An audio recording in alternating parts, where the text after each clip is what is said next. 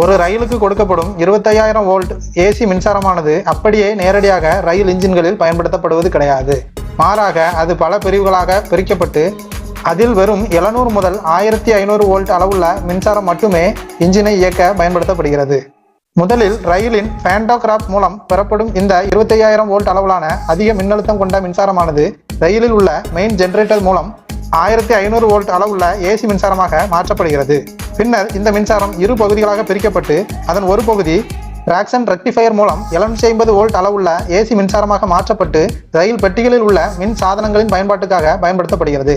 மற்றொரு பகுதி மேலும் ஒரு ரெக்டிஃபையர் மூலம் 1500 வோல்ட் அளவுள்ள டிசி மின்சாரமாக மாற்றப்பட்டு பின்னர் 700 முதல் 1500 வோல்ட் அளவுள்ள 3 பேஸ் ஏசி மின்சாரமாக மாற்றப்படுகிறது.